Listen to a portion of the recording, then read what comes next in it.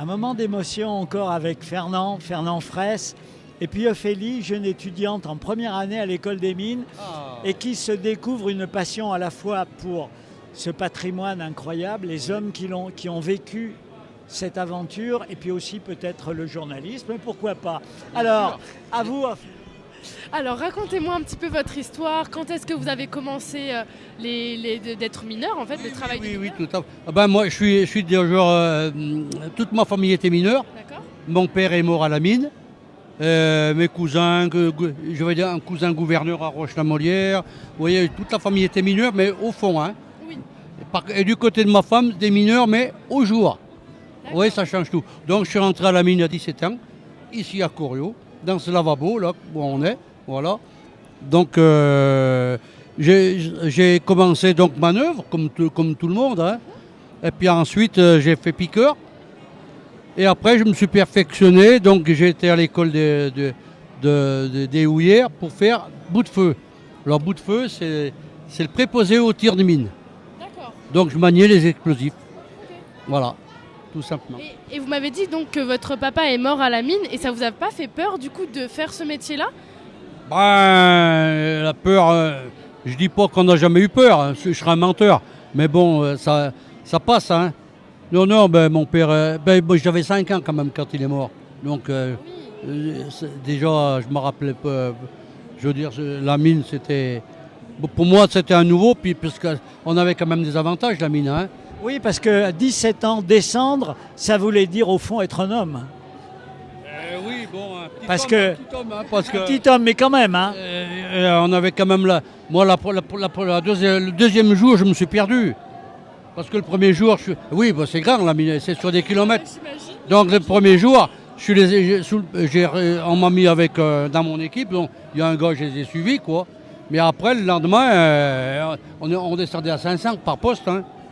Donc le lendemain, j'ai perdu le gars et je me suis retrouvé à 2-3 km de mon chantier. C'est les ingénieurs qui m'ont récupéré à 9h du matin dans une galerie tout seul. Je vous dis pas la galère. Hein. Et comment vous faisiez alors pour vous repérer du coup? Pour vous repérer dans la mine? Ah il n'y a pas de repère. Hein. Après, c'est vers les 9h du matin que j'ai vu arriver de loin des lampes, quoi. C'était les ingénieurs qui descendent et qui m'ont dit, alors ils ont vu que j'étais un bleu, quoi. C'est tout qu'à le dire parce que bien habillé. Tout. Alors ils m'ont ramené dans le chantier, quoi. Mais le lendemain, j'en ai repéré un, je ne l'ai jamais lâché. Hein. Alors, vous avez dit que vous avez suivi une formation pour progresser dans ce métier, voilà. Parce que effectivement, toute une hiérarchie, toute une organisation, au fond... C'est compliqué. Il ne faut pas croire... Il n'y a pas que le piqueur. Hein, le piqueur, donc marteau-piqueur. Oui, mais bon, c'est celui qui abat le charbon. Hein. Mais il n'y a pas que lui. Sans les autres, il ne peut rien faire. Hein. Donc il y a les mécaniciens, il y a les manœuvres aussi, hein, des mineurs qui ont déjà un certain temps de mine, qui sont silicosés. Hein. Et donc ils font des travaux moins pénibles que les autres. Quoi. Voilà. Mais nous, on était payés au piqueur à la tâche. Il fallait abattre, je me rappelle, 15 tonnes de charbon dans ces 8 heures. Hein. C'était dur? Ah ben bien sûr, c'est 4 mètres de long, 2 mètres de haut, 1,20 m de large. Le boisage, le charbon évacué, ça équivaut à 15 tonnes. Si vous ne les faites pas, il faut changer de crèmerie, vous allez travailler ailleurs, quoi, moins payé. Quoi. Alors, ça veut dire une organisation... Le souci de la sécurité, on voit quand on visite le musée des affiches. Oui, la sécurité, si on appliquait la sécurité, on n'aurait jamais fait sa journée. Ça, c'est pas possible. Hein. Mais bon, on essayait déjà de se protéger entre nous. Hein. La camaraderie, c'est pas une légende. Ah, c'est pas une légende. Donc. La solidarité à la mine, nous, il n'y a pas de différence entre Pierre, Paul ou Jacques. Hein. On partait du principe, on était tous noirs. Eh ben oui, c'est la vérité. On remontait, on était noirs. Hein. Mais tout le monde s'entendait bien. Même en travaillant ensemble, on surveillait le collègue s'il n'allait pas faire enlever une grosse pierre, que ça pouvait abuser un éboulement. Ah ouais, moi j'ai été pris sur un éboulement déjà. J'ai la jambe écrasée là. En plus, je suis silicosé, je suis reconnu silicosé, mais là. Mais bon, c'est la vie du mineur, hein, moi je ne veux pas me plaindre. Hein. Vous gardez le sourire, même après tout ça. Oui. Puis bon, j'arrive à 85 ans le 11 décembre, là, ben, je pensais jamais y arriver, hein, je vous dis tout de suite. Hein. Alors la Sainte-Barbe, la Sainte-Barbe justement, Oui. elle avait disparu. Alors, Est-ce qu'elle était importante, la Sainte-Barbe, au fond? oui. Oui, bien sûr. Donc le matin, on faisait péter les boîtes au pied des terrils.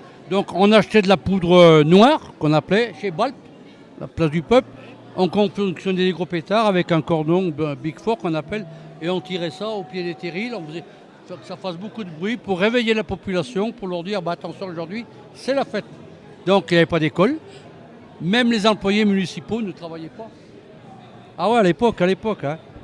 Voilà. Puis alors après, quand la mine a fermé, ça c'est un peu... Si à Roche-la-Molière, un peu, on en faisait. Un peu à Roche. Moi, j'étais président de la Gueule Noire. Et puis après, ça s'est un peu étouffé. Et puis en 91, à l'inauguration du musée, ils ont fait une Sainte-Barbe, mais en ville. Donc à la mairie, quoi. Ben bon, ça n'avait rien à voir avec ça. Hein. Et il n'y a pas de statue d'abord. Et puis 2, 3, 4 ans après, peut-être, en 96, j'ai dit allez, il faut remettre ça en route. Donc j'en ai parlé à l'association. C'était plus ou moins trop d'accord à l'époque, parce que ça venait d'un mineur. Il aurait fallu que ça vienne d'eux. Oui, voilà. Non, il y avait une hiérarchie très respectée. À la mine, on ne mélangeait pas les torchons avec les serviettes. Ah oui. Donc, et après, l'association en a parlé à la ville. La ville était d'accord, c'était M. Thiolière. Michel Thiolière, il a dit pas de souci. Donc la Sainte-Barbe, on partait de l'hôtel de ville, de l'intérieur de l'hôtel de ville. D'accord. Voilà. Donc ça, en 96, ça fait 28 ans. Et 28 ans après, vous êtes toujours là. 28, non seulement je suis là, mais il y a du monde. Hein. Comme cette année, là, c'était à bloc. Hein. La rue de la Paix, mais jamais vu plein comme ça, moi. Hein. Ah ouais. Vous êtes fier, oui, Ah, vous êtes. fier. Ben, moi, je suis fier pour ma corporation. Pour moi, bien sûr, puis ma corporation. Hein. Et puis ça prouve que les mineurs ont bien existé, qu'il reste encore de la mémoire, quoi. Et alors pour vous, Ophélie, la rencontre avec Louis tout à l'heure, avec Fernand, c'est quelque chose d'émouvant, de frappant. Exactement, c'est des rencontres très émouvantes et très enrichissantes surtout.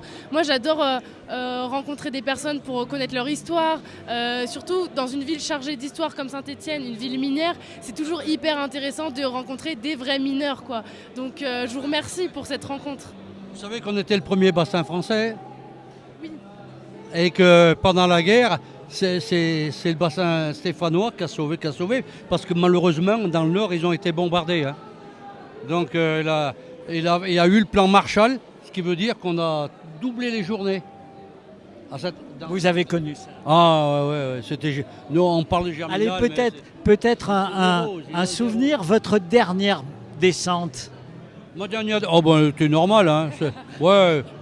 Bon, ben, ma dernière descente, je savais qu'il fallait que je remonte quand même. Parce qu'en décembre, on ne sait pas si on remonte. Hein. Ah oui, la mine, le danger, il est environnant et permanent. On ne sait pas. Voilà, donc. Mais bon, ça s'est bien passé, quoi. Il n'y a pas de souci, quoi. Vous en gardez des bons souvenirs malgré tout? Oui, ben. Il y a eu des bons moments. Hein. Là, par exemple, les grèves de 68, grâce aux étudiants, on a eu un samedi sur 2 de repos. Grâce aux étudiants. Oui, c'est les étudiants, c'est pas les mineurs, c'est les étudiants qui, quand ils ont fait grève, ben nous aussi on a fait grève, mais je veux dire, c'est quand même les étudiants qui se sont battus à Paris. Et là, on a réussi à avoir un samedi sur 2 de repos. C'était le top. Oh. Voilà. Vous devez être content de voir des étudiants défiler avec vous, non? Bien sûr, heureusement, hein, puis c'est la génération. Oui. Ah là, si je ne serais pas été content, là, il vaut mieux que je rende mon tablier. Hein. En tout cas, on est très fiers de porter vos valeurs. Ah ben tout à fait. Ben oui, ça c'est... Merci. La mine, c'était... Mais sans la mine, Saint-Étienne n'aurait pas... Bien sûr. Et puis il n'y a pas que Saint-Étienne, le chemin de fer, le charbon, il allait partout. Hein. Sans charbon, il n'y avait rien qui fonctionnait. Hein. Voilà. Merci à Jean-Marc. Jean-Marc, ah oui, oui. Comme toutes les années d'ailleurs. Voilà. Merci. RCF. la joie se partage.